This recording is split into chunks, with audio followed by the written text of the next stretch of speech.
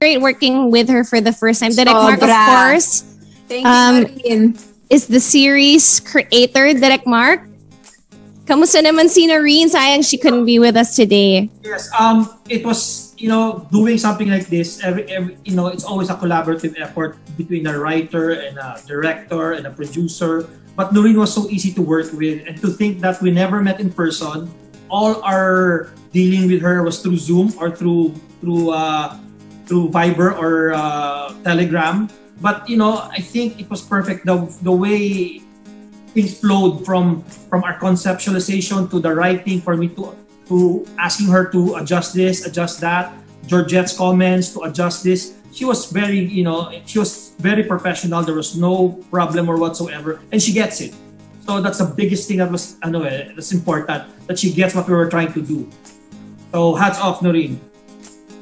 Ayan. Also, unable to join us today. She really wanted to be. Here's the newlywed, lovely Abelia. So we're sure to see her one of these days. But she did really great. Hi, Ga. In case she's watching. Ayan. So we will now move on to our Q&A. So grab your pillows. It's time for some more pillow talk. Ayan. More pillow talk with our friends from the press. If you want to ask a question, please inform us sa chat box so that we can call you to turn on your camera. Okay, the first question will be coming from Sir Jude Cartalaba.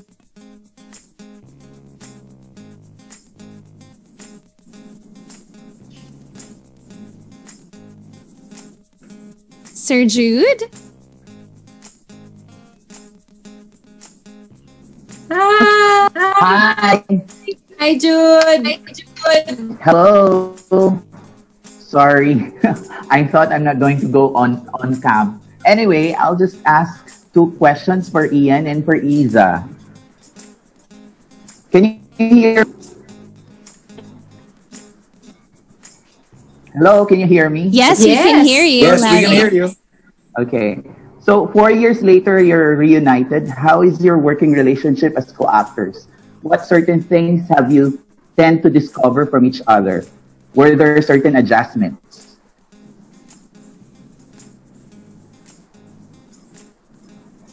Okay, you let me go ahead. All right. Wow, it was 4 years later we were reunited. It never felt like... Yeah, Sorry. you had A Love to Last, Yes. Bliss, Ilawod. Yeah. Ilawod, yeah. So Bliss, A Love to Last, and Ilawod magkasabay halos. Apart. So, you know what I mean? Like, to say that we were reunited, I understand that it's for a project, but I always just felt like his energy is just there. Ian, that's how I feel about Ian. And but yes, to be reunited, this project, adjustments? None. It's actually us being us in real life, except of course doing. I mean, we don't say these mga romantic things to each other na in love, but it's us being us. Like, diba? There was no adjustment at all, and we were having so much fun. Yun lang. Yes, and hindi, kahit na matagal, hindi naman kami matagal na hindi nag-work kasi lagi kami nagkaka-work together. We message each other, so updated siya sa mga buhay-buhay namin. So, yun nga, walang feeling na matagal kami hindi nagkita or anything. And parang kilala na niya ako, kilala ko na siya. And pag nag-work kami together, it's just very exciting for me. Like, I was telling Iza before, that's one of we did a scene together, Iza and I. And it was one of my favorite scenes of all time. Yung sa A Love to Last na naghihiwalay kami. Kasi, kwento ko, it felt so real, and it was, it couldn't be more real than that, yung ginagawa namin, yung scene. And then, so yun, I'm always excited to work with her. Kasi nga, I know I'm in good hands. Yun nga, when you trust the actor that you're working with, you can just go with the flow kasi you know you're in good hands. I feel the same way. Thank you. Okay. One last question. Did it ever occur to you both that you'd end up in a project like this, a romantic comedy series? Do you think now that you are both married, it helped you both in understanding your respective characters?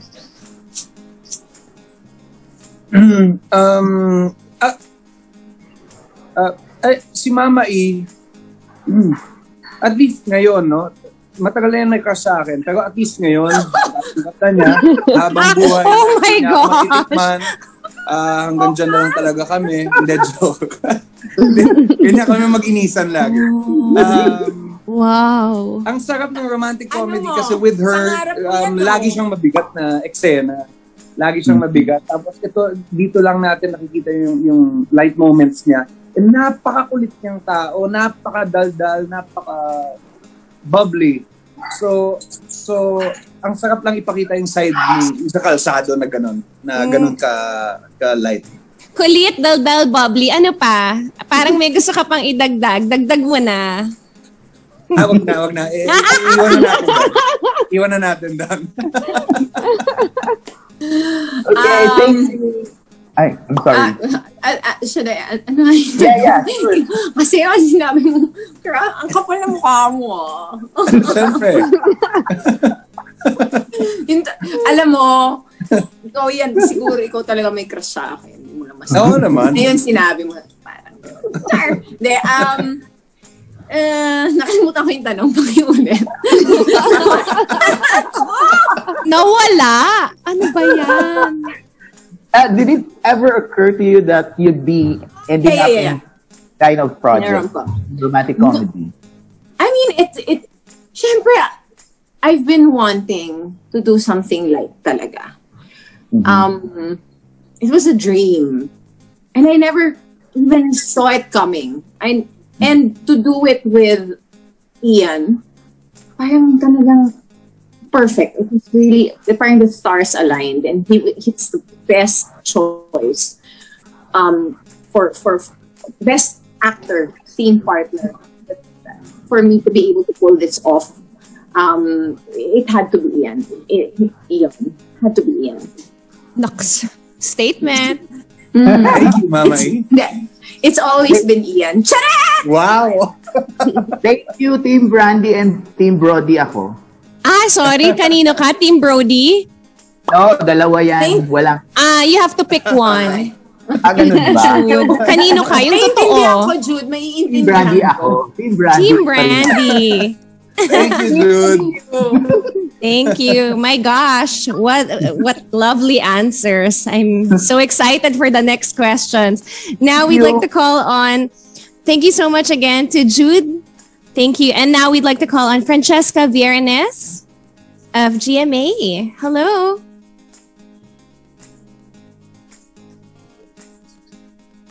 I think you're on mute. Oh, sorry. Hi. Yeah. Hi, Francesca. Okay, so my questions are for Miss Sunshine Dizon. First, how does it feel to be directing for the first time, and how did you come up with the decision na okay, this is a go, I'll go for it na?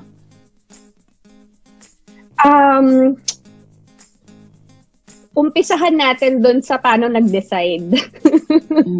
Actually, during the pre-prod, to make things efficient and makabawas din ng mga sequences, it started with, ikaw na yung mag-second unit, parang ganyan. And pangarap ko yun eh. So, sabi ko, okay, sige, ganyan. How is it working with, with the actors?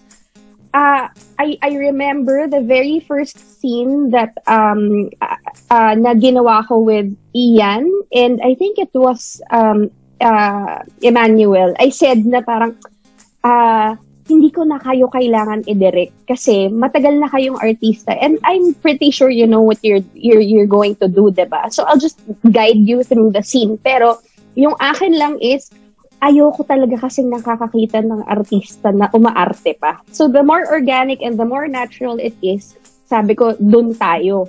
Kung saan nyo kayang dalhin yung eksena, go tayo dyan. Pag meron lang ako nakita na parang, kailangan pa ng konting dagdag or baguhin natin yung discarded doon sa eksena na yun, then I will let you know. And it's such a blessing to be working with such great actors. Mahusay po silang lahat. And tuwang-tuwa ako na yung first time ko, silang lahat yung nakatrabaho ko.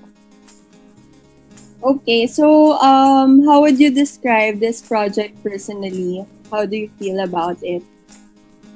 Overall, very proud. Super proud. Aminin ko, K-drama fan din ako. So, I would really say that it's something fresh. It's not your usual rom-com. So, and it's also the first time of Iza doing a rom-com, and it's very exciting to see to see Ian and Iza in this kind of story. And yeah, what else can I say? We're just all very proud of the project. It's beautiful. And after you watch it, meron ka talagang, may favorite namin kami ni Kay na bagong word eh. Na all. Na all. May love life. After. Na all. Sana Ganun all. yung feel nyo after. Na all. May Papa Ian. So, what are your future plans when it comes to directing? Do you have nakapila na projects or TV shows? Sana magbilang anghel ka at talagang pumila. You know, Amen! Claim natin yan. Yeah, diba? Let's claim that. This is not really planned na parang, oh, Shine, you will be the second unit director. Walang ganong plano eh. Parang, nag-open lang yung door and then just pumasok lang din ako sa pinto. And parang, pero if you're gonna ask me kung I would want to do this, yes, of course. Oo. It's really something that I would like to shift into eventually. So, sana magbilang anghel ka. Okay. Husay po yung Direct Sunshine Dizon. Paki-book na po. Pumila na po kayo. Oo. Speaking of, Lahat po ay, ako po ang kanyang agent as a director. Wow. Pwede niyo po akong tawagan. Oo. I remember that conversation pa, parang sabi namin, Shine, we believe in you. You got this. Do it. Yeah. Parang, di ba, now is the time. Speaking of, since you've mentioned it, Miss Iza and Sir Ian, how is Miss Sunshine Dizon as a director naman? Ako nag-enjoy ako kasi alam ko we speak the same language kasi bilang artista siya at bata pa lang ako, pinapanood ko na siya. So, parang ate na ang trato ko sa kanya. So, kung ano sabihin niya, syempre susunod ako, di ba? Hindi, seriously, yun nga, yung input niya pagdating sa eksena, for example, yung pinapoint out ni Ketchup kanina, meron kaming scene na ni-read ni Ketchup. And then the way we delivered our lines, yung normal lang as per script. Tapos binigyan niya ng twist, sabi niya, subukan niyong ibahin yung atake na ganito ganyan. And then we tried it again. And then it turned out much more layered and complex na sobrang na-appreciate ko na parang, nga, kung ako hindi ko, kasi as pag ginagawa mo yung eksena, sometimes you see it on a per scene basis lang. Pero she has that foresight na yung scene after this, ganyan. So mas nakikita niya yung kabuuan kasi tinitignan niya from a director's point of view. And ang laki-laking tulong and napakadali sa kanyang convey. At yun nga, madali sa amin maintindihan kasi nga she's been an actor for so long. So, yun, I think she did a wonderful job. Hindi mo hahalata na first time. Kung hindi nila sinabi sa akin, hindi mo malalaman na first time mag-direct. So, I hope in the future makatrabaho ulit kita as my director. Thank you! Kinilig ako! Gaga! Yung smile ko ayaw na matanggal. Pero what the... Ako naman, emotional siya for me, yung nangyari. Share ko lang kasi nung pumasok ako ng industriya, kilala ko na si Sunshine from bata pa kami. Tapos matagal kami hindi nagkita. My first soap was her soap. And she became parang one of my first acting teachers because I had never done an acting workshop prior to that. So she generously shared with me acting tips. And then, sabi ko nga sa kanya, nag-uusap kami, dito pala tayo gagalingan ng buhay. Na kaya mo siguro yung shinare sa akin at ginabayan mo ko kasi i-direct mo ko isang araw. Sabi ko, like, you never know where life's going to take you. And it just feels so proud and happy that, you know, she's doing this. And she came prepared. She knew, I mean, even if she never went to directing school or whatever, she's been researching. And bantay sarado talaga ang emotional arc ng bawat character. At klarong-klaro niyang sasabihin yun sa'yo without making you feel that parang mas maganda yung take niya. Yung very collaborative. So, I'm very grateful. And I see a really bright, sunshiny future for Sunshine as a director.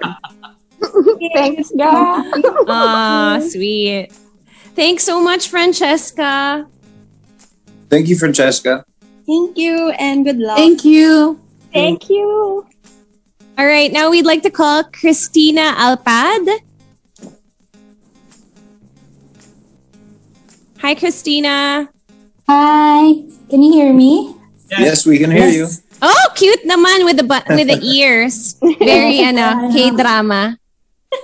Yeah, curious lang ako kasi you've been calling each other for Ian and Iza. Mama Ian, Papa E. Pwede bang i-share ano yung story behind that cute pet name? Siya yung nag-invento ng Papa E. Dati sa set, yun, ang tawag niya sa akin, Papa E. Tapos eventually... Joaquin Bordado, 2008. 2008. Ang tawag niya sa akin, Papa E. Tapos mamaya yung staff, Papa E na rin ang tawag sa akin. Mamaya lahat ng tao, Papa E na rin ang tawag sa akin. Kahit yung mga hindi kilala, yun, naging Papa E na ako because of her. And ever since, ang tawag ko naman sa kanya, Mama E. So, yun. Ayun. Bakit Mama E to compliment Papa E? Kasi pareho kaming I. Ian, Iza. So the E comes from the I. Ang gulo niyo. So instead of Papa Papa Ian, calls me Papa E for short. O-U. Ako, Mama Iza, Mama E na lang for short. Nasa pagbigkas. Oo. I like it. Pareho kayong malabo. Perfect match. Pareho kami malabo pero pareho kami nagkakaintindihan. Exactly. So yun lang, it dates back pa pala Joaquin Bordado time. But thank you and we're super kilig here watching this conference. And I'm Team Brandy dahil lang super sarap ng chocolate chip cookies. Yeah. Thank you. Thank you. Thank you, Christina. Thank you. Pero hindi ba yung character ni Emmanuel yung gumawa ng cookies? Yun lang. Oo. So Team Brody ka pala. Oo. All right, now let's hear it from a fellow Ilongga, Nana Silairo. Nana, maayong hapon. Maayong hapon. Oh my gosh, I'm so shy. Hi, Nana. Hi, I am Nana. I am from Iloilo City. And I am a vlogger. I discovered what's new Iloilo. So we basically vlog for Iloilo. And I'm so honored to be here. And congratulations to everybody. And I just have a few questions. This is for everybody. I'm just really, really curious. Out of all the languages here that we have in the Philippines, why did you choose Filipino? Why our language? Direct Mark? Yeah, as I said, I wanted the default setting of Brandy's character to be sweet, to be kind. Para talagang she'll really get victimized by Brody's character. So I thought of Ilonggo because I have several friends who I know is like that. So it was easy for me to choose that. And with the different language, it has that flavor because I really wanted to have that moment that you saw when she went ballistic Ilonggo and then the poor guy doesn't understand the word she's saying. Because that has happened to me. So I wanted that. And then instead of Bisaya, I felt we wanted to choose Ilonggo. And then Noreen, the writer, also knew Ilonggo, so it was easy. It was an easy choice, and Sunshine was Ilongga, so it was an easy choice to choose that language for us. Tsaka parents ni Noreen, I think she has family also. Yeah. So, the next question is for Miss Iza. Who taught you how to speak Filipino? I've known a couple of words through the years because of Sunshine and sila Direk Peke. So for this project, I reached out to Direk Joe Macasa, somebody that was working closely with Direk Lore and Direk Peke, and is from Bacolod. So acting coach din siya. So but what we did were really purely like dialect coaching. So she helped even with the lines, and then thanks so much, Joe, and I'm so grateful. And it was a challenge to do that. You know, I was really pressed for time because I had just come from taping, and then I only had about 2 weeks to prep for this. May Christmas break pa, parang less than 2 weeks. So, yeah. Okay ba? Pasado ba sa'yo, Nana? Yun ang malaga. Yeah. Ay, parang di ko gusto yung una niyang yeah.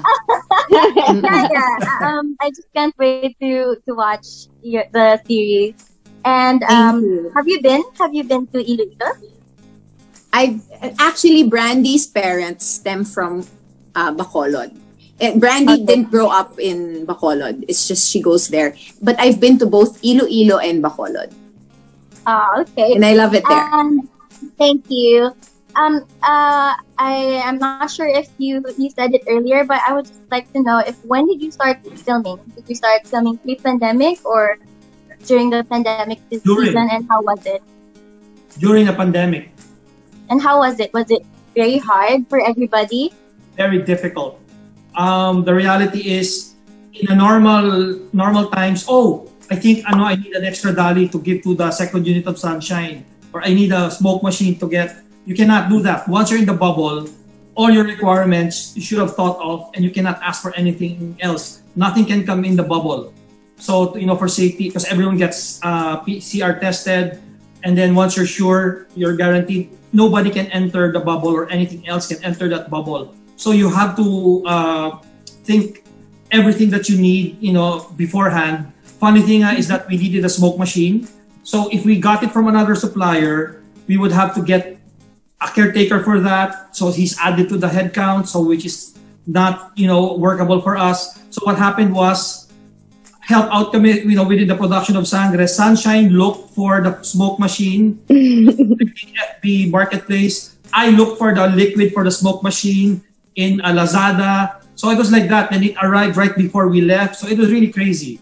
And then my driver's the one who operated the smoke machine. I was gonna say, go Rex! Yeah. So, okay, thank you. This is not a question, but can I just ask for a quick message for your fellow Ilonggos and Ilonggas for Miss Iza and Sir Ian? Hindi na practice. Ay! Shine! Ikaw na lang ang in Ilonggo ba yan? Slight lang ha. Hindi no. In your language. In the most comfortable language. Okay. But you can see sa mga kasimanwa, ibig sabihin sa mga kababayan. Yan. Sa aking mga kasimanwa, yan. Sana manood sila. Kasimanwa. Okay. Sa aking mga kasimanwa at aking mga palangga, sana manood kayo ng PNB, The Battle of Brody and Brandy. The story of the Battle of Brody and Brandy. It's a mouthful. So BNB na lang. Yeah. Thank you. Sir Ian? Ako mga palangga, hindi pala ganyan ang character ko dito. I'd like to invite everyone to watch BNB, the story of the Battle of Brody and Brandy. May enjoy nyo because it's light and I'm sure you would resonate with the characters that you'll see. And it's the best way to spend Valentine's Day. It's the safest and most fun way to spend Valentine's Day. So sana panoorin.